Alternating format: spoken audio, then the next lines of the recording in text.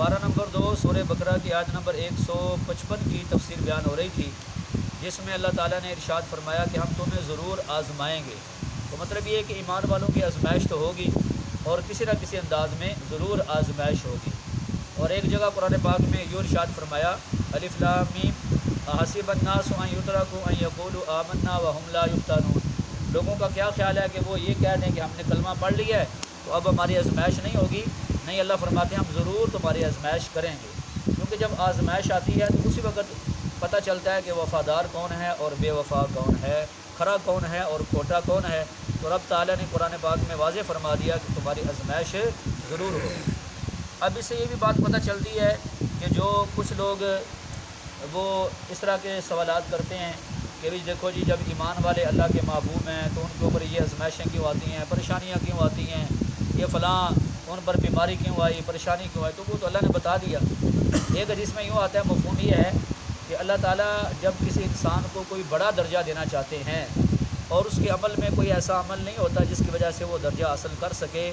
تو اللہ تعالیٰ اس پر کوئی بیماری ڈال دیتے ہیں یا کوئی پریشانی ڈال دیتے ہیں، اور وہ اس پر اوپر صبر کرتا ہے تو صبر کے بدلے میں اللہ تعالیٰ اسے وہ مقام اور درجہ عطا فرما دیتے ہیں۔ تو اس لیے یہ چیز بھی ذہن میں ہونی چاہیے، یہ نہیں ہے کہ بھی پریشانی آ گئی تو اس کا مطلب یہ ہے کہ یہ اللہ کی ناراضگی کی دلیل ہے، نہیں، ایسی بات نہیں ہے۔ تو اس لیے ہاں یہ الگ بات ہے کہ علماء نے یہ بات لکھی ہے کہ بھئی یہ کیسے پتہ چلے گا کہ یہ انسان کے اوپر آزمائش ہے یا اللہ کا عذاب ہے۔ تو کہا کہ جس پریشانی کے بعد انسان کا تعلق اللہ تعالیٰ کی طرف زیادہ ہو جائے، اللہ پاک کی طرف توجہ اس کی زیادہ ہو جائے، تو سمجھو یہ امتحان ہے، آزمائش ہے۔ اور اگر کوئی پریشانی آ گئی اس کے بعد وہ اللہ تعالیٰ سے اور دور چلا گیا اور نافرمانی میں چلا گیا اور باغی بن گیا، تو سمجھو یہ اس پر اللہ کا عذاب تھا، یہ اس پر اللہ کا کیا تھا؟ عذاب تھا۔ بہرحال ارشاد فرمایا تمہاری آزمائش ہوگی، لیکن ساتھ یہ بھی فرما دیا کہ وہ بشر الصابرین، اے نبی صلی اللہ علیہ وسلم، تو ان آزمائشوں کے آنے کے بعد صبر کریں گے تو آپ انہیں جنت کی خوشخبری سنا دیں، آپ انہیں جنت کی خوشخبری سنا دیں کہ ان کی یہ پریشانیاں یہ بے فائدہ نہیں ہیں، رائے گاہ نہیں ہیں، بلکہ اس کے اوپر بھی اللہ تعالیٰ نے جنت کا وعدہ فرمایا ہے۔ جیسے ایک حدیث قدسی ہے کہ جب اللہ فرماتے ہیں میرے بندے پر کوئی امتحان آزمائش آتی ہے اور وہ آزمائش آنے کے بعد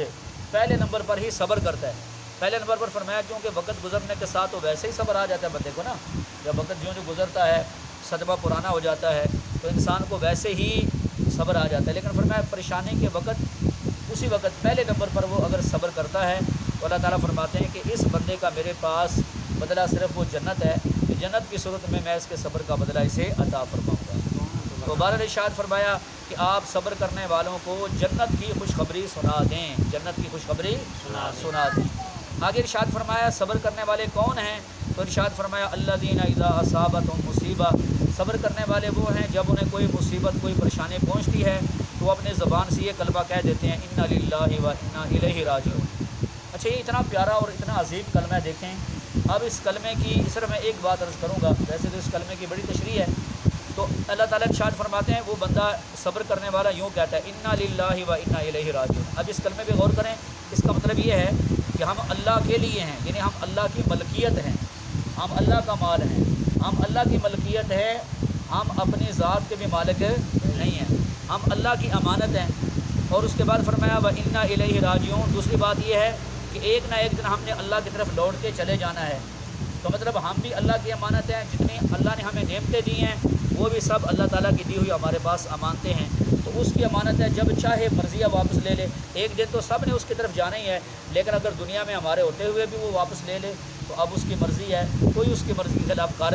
نہیں سکتا۔ یہ اس کلمے کا مطلب ہے۔ تو بھئی جب یہ بات ذہن میں ہوگی کہ اللہ کی جو نا وہ ملکیت تھی، اللہ تعالیٰ کی وہ چیز تھی، اللہ تعالیٰ نے واپس لے لی ہے، لہذا اس میں میرا کیا زور چل سکتا ہے، تو پھر یقیناً انسان کو صبر آتا ہے، اور انسان اس اجر و ثواب کو پھر ذہن میں رکھے تو یقیناً انسان بے صبری نہیں کرتا، کیونکہ جو انسان بے صبری کرتا ہے تو اس کی وجہ سے وہ چیز واپس نہیں آتی۔ جیسے ایک حدیث میں فرمایا نبی کریم صلی اللہ علیہ وسلم نے، جس کا مفہوم ہے کہ جب انسان پر کوئی مصیبت اور پریشانی آتی ہے تو اگر وہ انسان صبر کرے، حالانکہ صبر کرنے کی وجہ سے وہ چیز واپس تو نہیں آئے گی، لیکن اللہ تعالیٰ اس کو جو اجر و ثواب عطا فرمانے والے ہیں وہ آخرت میں محفوظ ہو جائے گا، اور اگر انسان بے صبری کرے گا تو بے صبری کے ساتھ بھی وہ چیز واپس نہیں آئے گی، لیکن اللہ تعالیٰ نے جو اسے اجر و ثواب عطا فرمانا ہے وہ اجر و ثواب بھی ضائع ہو جائے گا اور وہ چیز واپس بھی نہیں آئے گی۔ اس لیے میرے بھائیوں، وہ مسلمان بہت ہی ناسمجھ ہوتے ہیں کہ جب کوئی پریشانی آ جائے، کوئی مصیبت آ جائے، اپنے آپ کو مار لیتے ہیں، ختم کر دیتے ہیں جی، یا غصے میں آ کے بعض اوقات نعوذ باللہ وہ خودکشی کر لیتے ہیں، یا اپنے گھر میں سے کسی کو مار دیتے ہیں، یا اس طرح کا کوئی زبان سے کلمہ نکال دیتے ہیں، یا ہاتھ سے کوئی ایسا کام کر دیتے ہیں جو خلاف شریعت ہوتا ہے۔ تو اب اس کی وجہ سے وہ چیز واپس نہیں آتی، جو نقصان ہو گیا وہ واپس نہیں آتا، لیکن اللہ تعالیٰ نے جو اجر عطا فرمانا تھا تو وہ اجر میرے بھائیوں ضائع ہو جاتا ہے۔ تو اس لیے ایک حدیث میں فرمایا کہ جب بندہ یہ کہتا ہے نا کسی پریشانی کے وقت انا للہ و انا الیہ راجعون اور اللہم عندک احتسب مصیبتی، تو یہ دعا بھی ساتھ پڑھ لیتا ہے تو اللہ تعالیٰ اسی وقت اس بندے کے سارے گناہوں کو معاف فرما دیتے ہیں، اسی وقت اللہ اس کے سارے گناہوں کو معاف فرما دیتے ہیں۔ ایک مرتبہ سیدنا حضرت عبداللہ بن عباس رضی اللہ تعالیٰ عنہ کہیں سفر میں جا رہے تھے، راستے میں خبر ملی کہ نبی علیہ السلام کی بیویوں میں سے کسی بیوی کا انتقال ہو گیا۔ اسی وقت وہاں رکے، سواری ایک طرف باندھی اور اس کے بعد 2 رکعت انا للہ و انا الیہ راجعون پڑھا اور نماز پڑھی، 2 رکعت نماز پڑھی، اور اس کے بعد فرمایا کہ ہم نے وہی کام کیا ہے جس کا اللہ نے ہمیں حکم دیا ہے۔ اللہ تعالیٰ قرآن میں فرماتے ہیں اے ایمان والو مدد چاہو صبر اور نماز کے ذریعے، مدد چاہو صبر اور نماز کے ذریعے۔ ایسے اسی طرح عبداللہ بن عباس رضی اللہ تعالیٰ عنہ کو ایک مرتبہ ان کے کسی رشتہ دار کی وفات کی خبر ملی تو پھر بھی انہوں نے یہی کام کیا۔ حضرت ابن عمر کو ایک مرتبہ خبر ملی، انہوں نے بھی یہی کام کیا۔ تو اس لیے میرے بھائیو یہ باتیں ہوتی ہیں کہ جب انسان ان باتوں کو ذہن میں رکھتا ہے پھر عین وقت پہ انسان بے صبری کا مظاہرہ نہیں کرتا، اور خاص طور پر ہماری مسلمان بہنیں، مسلمان خواتین، ان کو تو ان باتوں کا علم ہی نہیں ہے کہ صبر کے اوپر کتنی بڑی اللہ تعالیٰ جو نا انعام عطا فرماتے ہیں اور بے صبری کے اوپر کتنا بڑا عذاب ہوتا ہے، یہ خواتین کو تو بالکل پتہ نہیں ہے۔ اس وجہ سے اللہ تعالیٰ معاف فرمائے جب کوئی فوتگی ہو جاتی ہے تو خواتین انتہائی زیادہ بے صبری کا مظاہرہ کرتی ہیں۔ اللہ تعالیٰ سے دعا ہے اللہ پاک ہمیں یہ باتیں سمجھنے کی اور عمل کی توفیق عطا فرمائے۔